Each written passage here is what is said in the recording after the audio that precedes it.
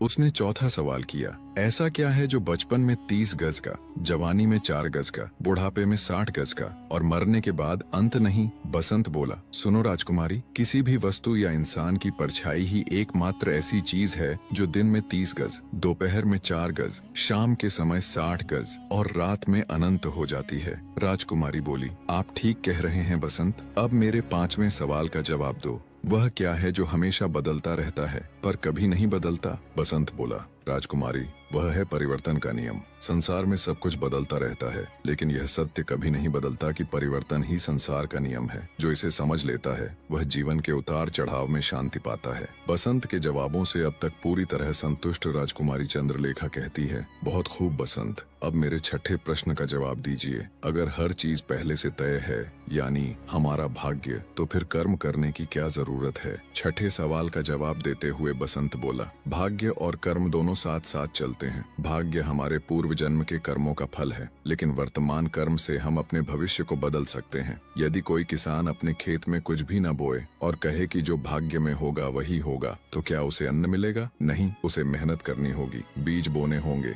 पानी देना होगा, तभी फसल आएगी। इसी तरह कर्म हमारा प्रयास है और भाग्य उसका परिणाम। बसंत की एक बार फिर से सराहना करते हुए राजकुमारी चंद्रलेखा ने अपना 7वां प्रश्न किया, मनुष्य को इस संसार में सबसे बड़ा धोखा कौन देता है? बसंत बोला, हे राजकुमारी, मनुष्य को संसार में सबसे बड़ा धोखा उसका अपना मन ही देता है। मन ही वह शक्ति है जो हमें सत्य और असत्य, मोह और वैराग्य, प्रेम और घृणा, सुख और दुख के बीच उलझा देती है। मनुष्य सोचता है कि बाहरी दुनिया उसे धोखा देती है, लेकिन वास्तव में बाहरी दुनिया केवल एक दर्पण मात्र है। जो कुछ मन में है वही संसार में प्रकट होता है। बसंत कुमारी चंद्रलेखा बोली, बहुत खूब बसंत, अब मेरे 8वें प्रश्न का उत्तर दीजिए। अगर सुख और दुख दोनों ही अस्थायी हैं, तो फिर मनुष्य दुख से इतना डरता क्यों है और सुख को पकड़कर रखना क्यों चाहता है? बसंत कहता है, हे राजकुमारी, क्योंकि मनुष्य अज्ञानता के कारण यह भूल जाता है कि संसार में कुछ भी स्थायी नहीं है। यह संसार परिवर्तनशील है। सुख और दुख दिन और रात की तरह एक दूसरे के पूरक हैं, लेकिन मनुष्य सुख को पकड़कर रखना चाहता है और दुख से बचना चाहता है, क्योंकि जब मनुष्य सुखी होता है तो उसे लगता है कि संसार पर उसी का नियंत्रण है। वह मान लेता है कि उसका भाग्य अच्छा है और जैसा वह चाहता है सब कुछ वैसा ही हो रहा है और हमेशा सब कुछ वैसा ही रहेगा, लेकिन यह उसका सबसे बड़ा भ्रम है। इसी प्रकार जब दुख आता है तो मनुष्य अपने पर नियंत्रण खो देता है। उसे लगता है कि सब कुछ बर्बाद हो रहा है, जबकि वास्तविकता यह है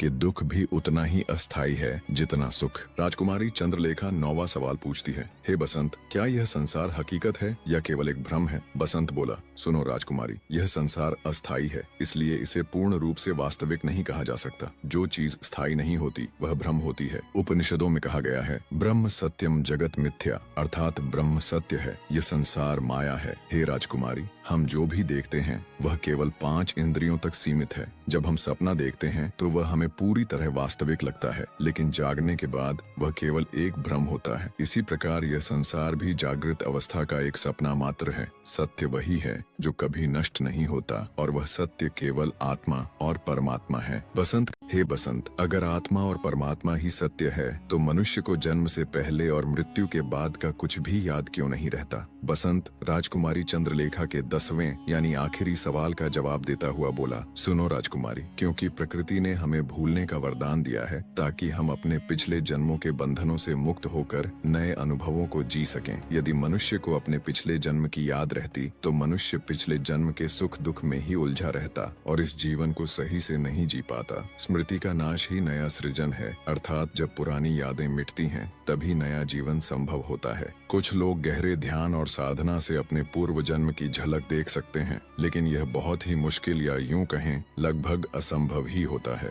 मृत्यु के बाद आत्मा नए शरीर में प्रवेश कर जाती है और एक नया जीवन आरंभ होता है। अगर मनुष्य को सब कुछ याद रहता तो वह कभी भी आगे नहीं बढ़ता। बसंत ने राजकुमारी चंद्रलेखा के 10 प्रश्नों के उत्तर सही सही दे दिए। यह देखकर राजकुमारी चंद्रलेखा बहुत प्रसन्न हुई। उसने कुर्सी से खड़े होकर बसंत का अभिवादन किया और बोली, मान गए बसंत, तुम वाकई में बहुत बुद्धिमान हो। यह सब देख राजकुमारी चंद्रलेखा अपने पिता के पास गई और सारा हाल उन्हें कह सुनाया। राजा चंद्रसेन यह सुनकर अति प्रसन्न हुआ। उसने मंत्री को भेजकर बसंत को बुलाया और बड़े आदर सत्कार से बैठाया। बसंत ने कहा, महाराज, मैंने आपकी बेटी के सभी प्रश्नों के उत्तर दे दिए। अब शर्तानुसार आप अपनी बेटी को मेरे साथ कर दीजिए। तब राजा चंद्रसेन ने विधि पूर्वक बसंत और राजकुमारी चंद्रलेखा का विवाह कर दिया। दोस्तों, बसंत और राजकुमारी चंद्रलेखा के बीच का संवाद हमें यह सिखाता है कि जीवन में सुख और दुख, दिन और रात, प्यार और घृणा जैसी चीजें एक दूसरे के पूरक हैं। जो आज है वह कल नहीं होगा, चाहे दुख हो या सुख। यदि हम इन बदलावों को समझकर शांतिपूर्वक स्वीकार कर लें तो हमारे जीवन की यात्रा आसान हो जाती है और हम खुशी से जीवन व्यतीत कर सकेंगे। दोस्तों,